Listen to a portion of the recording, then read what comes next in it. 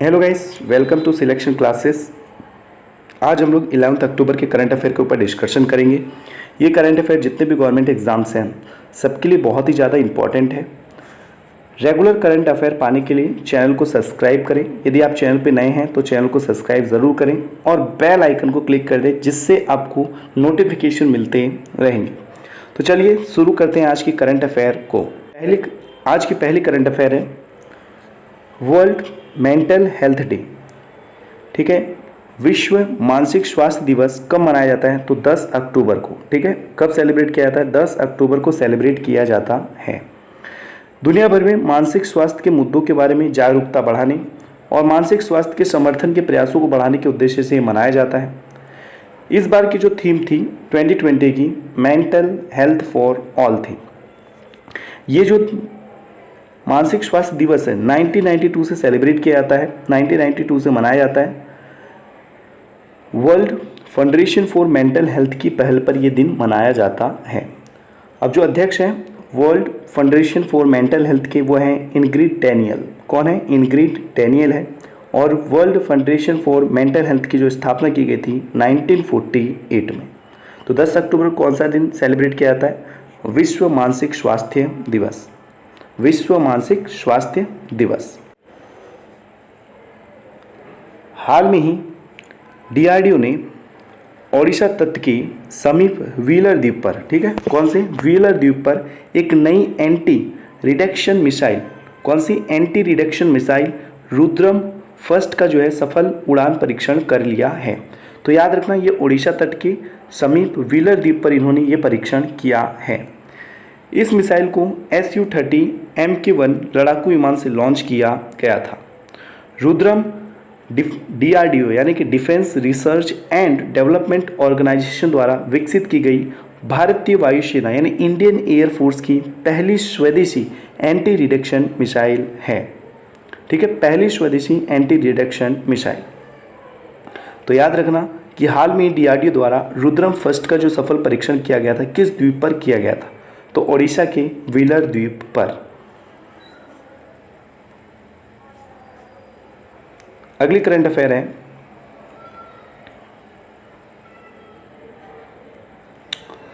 Reliance industry limited. Reliance industry limited के chairman Mukesh Ambani ने 2020 की फोर्ब्स इंडिया रिच लिस्ट में टॉप किया है। ठीक है, फोर्ब्स इंडिया रिच लिस्ट की फोर्ब्स इंडिया सूची में लगातार 13वें साल सबसे अमीर भारतीय के रूप में अपना स्थान बरकरार रखा है।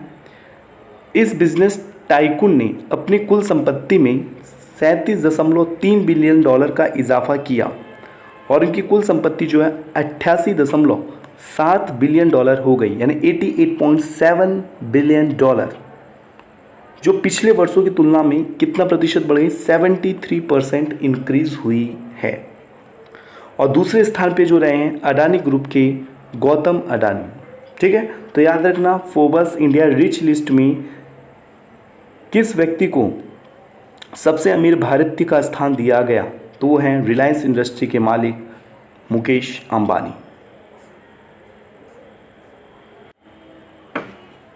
केंद्रीय मुख्यमंत्री पीयूष गोयल को हाल में जो है केंद्रीय मंत्री रामविलास पासवान की डेथ होने के बाद, यानी उनका निधन हो गया, तो उनके बाद जो मंत्रालय खाली पड़ा हुआ था वो मंत्रालय उपभोग और मामलों और खाद्य और सार्वजनिक वितरण मंत्रालय का अतिरिक्त प्रभार पीयूष गोयल जी को दे दिया गया है। ठीक है, रामविलास पासवान जी की डेथ होने के बाद जो मंत्रालय खाली पड़ा हुआ था तो वो जिम्मेदारी अब पीयूष गोयल जी को दे दी गई है। तो वो कौन सा मंत्रालय था? उपभोग मामलों का मंत्रालय, खाद्य और सार्वजनिक वितरण मंत्रालय।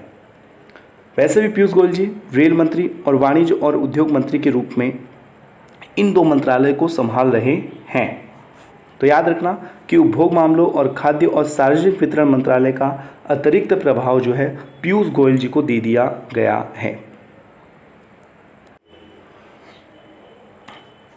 अगली करंट अफेयर है भारत में हर साल 10 अक्टूबर को राष्ट्रीय डाक दिवस मनाया जाता है। ठीक है, 10 अक्टूबर को क्या मनाया जाता है? राष्ट्रीय डाक दिवस। और हमने कल पढ़ा था 9 अक्टूबर को जो है वो मनाया जाता है विश्व डाक दिवस। ठीक है, विश्व डाक दिवस। तो इसे विश्व डाक दिवस के विस्तार के रूप में मनाया जाता है। ठीक है, 10 अक्टूबर का जो राष्ट्रीय डाक दिवस जो सेलिब्रेट किया जाता है वो विश्व डाक दिवस के विस्तार के लिए मनाया जाता है, जिसे दुनिया भर में 9 अक्टूबर को मनाया जाता है। सब जानते हैं, कल हमने पढ़ा ही था, लेकिन 9 अक्टूबर को जो है विश्व डाक दिवस मनाया जाता है। इस दिन को मनाए जाने का उद्देश्य पिछले 150 वर्षों में भारतीय डाक विभाग द्वारा निभाई गई भूमिका को याद करना है। ठीक है, 10 अक्टूबर को हम लोग जो नेशनल पोस्ट डे जो सेलिब्रेट करते हैं उसका जो मेन उद्देश्य है वो है 150 वर्षों में भारतीय डाक विभाग द्वारा निभाई गई भूमिका है, जिसकी स्थापना जो है 1854 में यानी 1854 में लॉर्ड डलहौजी द्वारा की गई थी। ठीक है, किसके द्वारा? लॉर्ड डलहौजी के द्वारा। तो याद रखना 9 अक्टूबर को जो है विश्व डाक दिवस और 10 अक्टूबर को जो है राष्ट्रीय डाक दिवस सेलिब्रेट किया जाता है।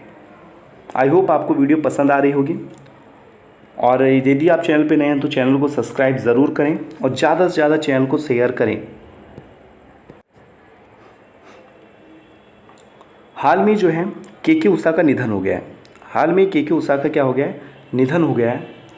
वो जो थी केरल की उच्च न्यायालय की पूर्व न्यायाधीश रह चुकी हैं। तो याद रखना के उषा जो किससे संबंधित है? न्यायाधीश से संबंधित है, यानी कि कार्यपालिकाओं से जुड़ी हुई हैं। 1991 से 2000 के दौरान एक न्यायाधीश के रूप में उन्होंने सेवाएं दी हैं।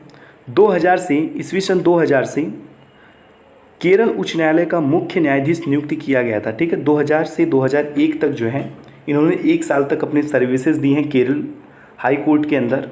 ठीक है, 1 साल के लिए इन्हें नियुक्त किया गया था। तो न्यायमूर्ति उषा बार से उच्च न्यायालय और न्यायपालिका से रही थी। मैंने कार्यपालिका बोल दिया, इसके लिए माफ़ी चाहता हूँ। ठीक है, न्यायपालिका में शामिल होने वाली पहली महिला बनी और मुख्य न्यायाधीश बनी थी। ठीक है, तो के उषा जो है किससे जुड़ी हुई हैं? न्यायपालिका से जुड़ी हुई हैं। ठीक है, और पहली महिला उच्च न्यायालय में न्यायपालिका में शामिल होने वाली पहली महिला भी थी और मुख्य न्यायाधीश भी बनी थी। कौन? के उषा। केरल की जो राज्यपाल हैं आरिफ मोहम्मद खान है। कौन है? आरिफ मोहम्मद खान है। और जो राजधानी नहीं, यहाँ पर बच्चे ये थोड़ा मिस्टेक हुआ है, यहाँ पर राजधानी नहीं आएगा, यहाँ पर जो है राजधानी नहीं है, यहाँ पर मुख्यमंत्री जो है पिनराई विजयन है। ठीक है, कौन है? पिनराई विजयन है।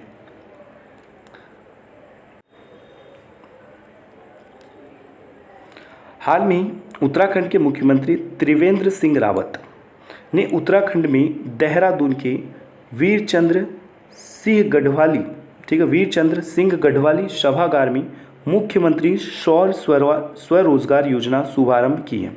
ठीक है, तो हाल में उत्तराखंड सरकार द्वारा मुख्यमंत्री सौर स्वरोजगार योजना शुरू की गई है। और ये कहाँ पर की गई शुरुआत इसकी? वीरचंद्र सिंह गढ़वाली सभागार में। इस योजना का जो उद्देश्य है युवाओं को क्या देना? स्वरोजगार देने के लिए प्रोत्साहित करना और हरित ऊर्जा के लिए उत्पादन को बढ़ाना है। इस योजना में युवा और प्रवासी श्रमिकों को लाभ पहुंचाने का लक्ष्य रखा गया। जो कोविड-19 से इफेक्टेड लोग थे, जो शहरों को छोड़कर अपने राज्य गए थे, उनको रोजगार देने का लक्ष्य रखा गया है। उत्तराखंड के जो राज्यपाल हैं बेबी रानी मौर्य हैं और राजधानी जो है देहरादून है।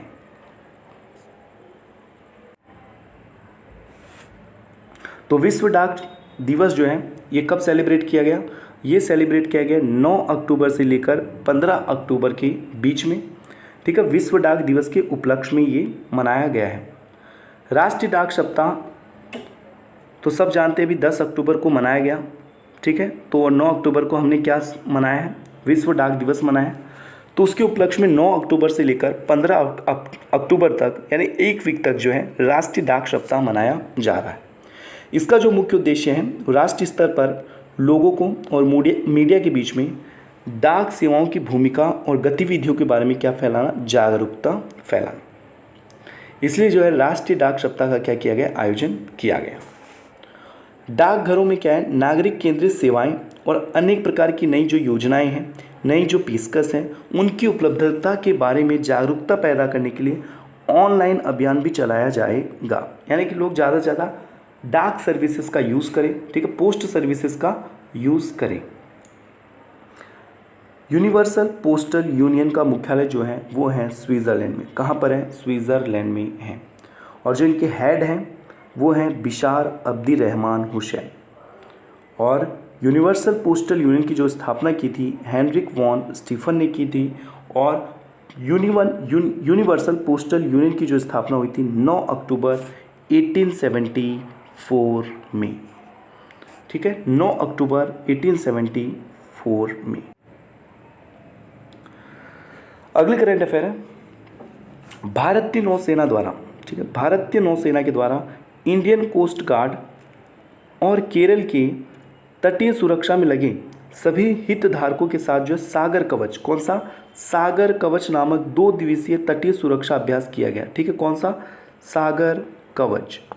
ठीक है, सागर कवच करके एक एक्सरसाइज हुई है, वो किन दो के बीच हुई है? भारतीय नौसेना और इंडियन कोस्ट गार्ड के बीच में जो है ये एक्सरसाइज की गई। ठीक है, यह संयुक्त अभ्यास कोची केंद्र की निगरानी में किया गया। सागर कवच तटीय सुरक्षा तंत्र की क्षमता को परखने के लिए और मानव संचालन प्रक्रियाओं का जायजा लेने के उद्देश्य से एक अर्धवार्षिक अभ्यास है। ठीक है, ये किन दो देशों के किन दो सेनाओं के बीच हुआ है? तो याद रखना, भारतीय नौसेना के बीच में और इंडियन कोस्ट गार्ड के बीच में ये एक्सरसाइज हुई है। केरल, कर्नाटक और लक्षद्वीप के तटीय क्षेत्रों में आयोजित किया जाने वाला यह अभ्यास देश में मौजूदा सुरक्षा की स्थिति की पृष्ठभूमि में अहम माना जाता है। ठीक है, यानी कि सुरक्षाओं का, समुद्री सुरक्षाओं के एनालाइज करने के लिए, यानी कि उनका देख रेख करने के लिए ये जो है सागर कवच करके एक्सरसाइज चल